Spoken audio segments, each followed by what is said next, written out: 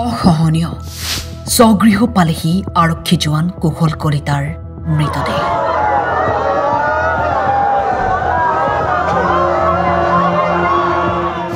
কুশলৰ মৃত্যুক সহজভাৱে লোৱা নাই ৰাইজে। আৰক্ষী অধীক্ষকগৰাকীয়ে কোনো গুৰুত্ব নিদিলে।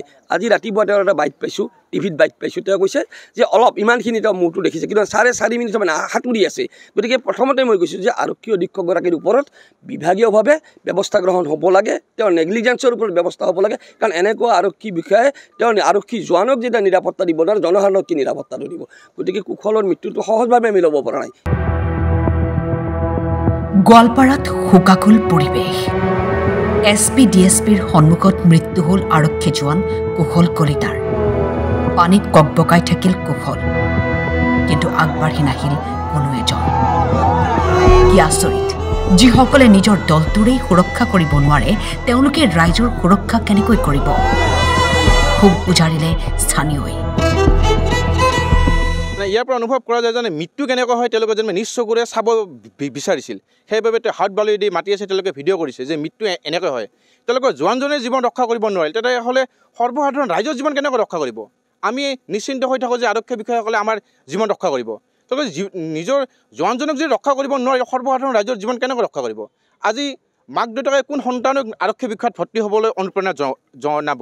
আজি যদি আৰক্ষী বিষয়াজনে সেনেকৈ যদি মৃত্যুবৰণ কৰাৰ সময়ত স্বয়ং SP মহোদয়ে যদি একো সহায় হাত আগনবঢ়ালে।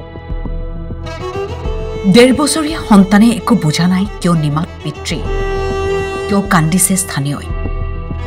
নিজৰ কৰ্তব্য পালন কৰি থকা অৱস্থাত SPৰ ফটো উঠাৰ নিৰ্দেশ মানিবলৈ গৈ চিৰদিনৰ বাবে গুচি গ'ল এটি 1.5 বছৰীয়া সন্তানৰ পিতৃ।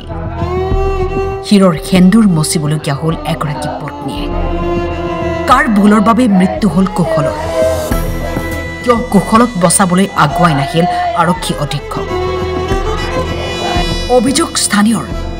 উত্থাপন হোৱা এই প্ৰশ্নৰ উত্তৰ কোনে দিব? আৰু আপোনালোকে দেখিছে যিটো পৰিৱেশ দেখিছে, একেবাৰে 1.5 বছৰীয়া শিশুক এৰি থৈ গুচি যোৱা এগৰাকী পিতৃ।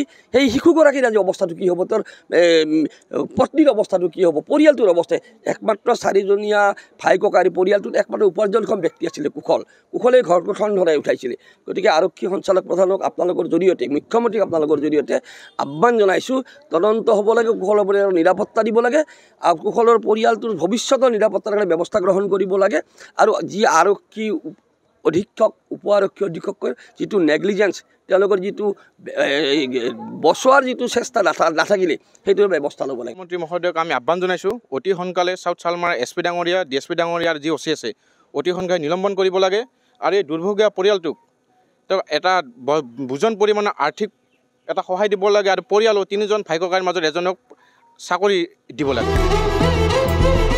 গোৱালপাৰাৰ পৰা মঞ্জুৰ ভূঞাৰ ৰিপৰ্ট।